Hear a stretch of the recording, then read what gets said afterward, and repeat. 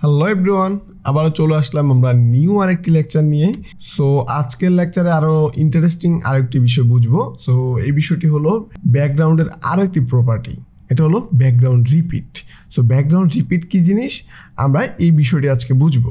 So ব্যাকগ্রাউন্ডের এই property বুঝতে গেলে আমাদেরকে কি করতে হবে, আমাদের যে হাইট উইথ আছে, সো হাইট উইথ মানে কি, আমাদের যে লম্বাতে জায়গা বা পাশে জায়গা, যে পরিমাণ জায়গা আছে ওই অনুযায়ী আমাদের ইমেজের সাইজ যদি ছোট হয় তাহলে আমাদের ইমেজটা অনেকবার রিপিট করবে। সো রিপিট করবে কীরকম, আমরা যদি এই ডিভের জায়গাতে আমরা বডি ইউজ করি, যেহেতু আমাদের বডিটা হলো এই যে ফুল যে বডিটা আছে, লম্বাতে একবার ফুল স্ক্রিনটা, পাশে আমাদের স্ক্রিন যত বড় হবে পুরাটাই। সো এটা যদি আমরা কী করি, সেভ করি, তাহলে দেখবো এখানে আমাদের ইমেজটা এখন বডিতে সেট আছে। আমাদের ইমেজটা সেট হয়েছে এই ব্যাকগ্রাউন্ড ইমেজ প্রপার্টির মাধ্যমে।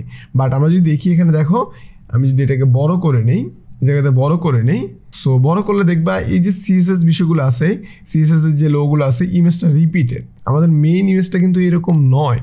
আমাদের যে মেইন ইমেজ আছে তা হলো শুধু একটা ইমেজ, যে জায়গাতে সিএসএস এর একটা লোগো আছে, কিন্তু আমরা এই জায়গাতে যে ইমেজগুলো দেখতেছি যে 4 বার রিপিট করছে। সো এই যে রিপিটেড কাজটা যদি আমরা না চাই, আমরা যদি চাই আমাদের ইমেজটা একবারই থাকবে, তাহলে আমরা যে কাজটি করব, ব্যাকগ্রাউন্ড রিপিট যেই প্রপার্টিটা আছে এখানে আমরা বলে দিব।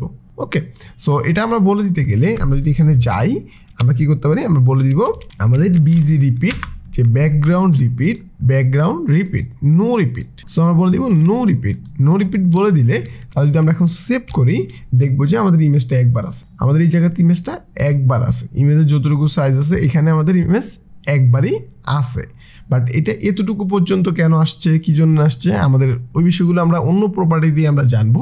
কিন্তু আমরা ব্যাকগ্রাউন্ড রিপিটের মাধ্যমে আমাদের ইমেজের রিপিটেড যেই বিহেভিয়ার এটা স্টপ করতে পারি। সো আশা করি তোমরা এই ব্যাকগ্রাউন্ড রিপিটটা বুঝতে পেরেছো। সো ব্যাকগ্রাউন্ড রিপিটের আরও কিছু বিষয় আছে, আমরা চাইলে এই ব্যাকগ্রাউন্ড রিপিটটা আমরা এক্স অ্যাক্সিস ওয়াই অ্যাক্সিস আমরা করতে পারি। আমরা যদি বলি রিপিট ওয়াই, তাহলে ওয়াই বরাবর রিপিট হবে, এই যে আমাদের ওয়াই বরাবর রিপিট হইলো। আমরা যদি দেখি ওয়াই বরাবর, এক্স বরাবর রিপিট হয় নাই।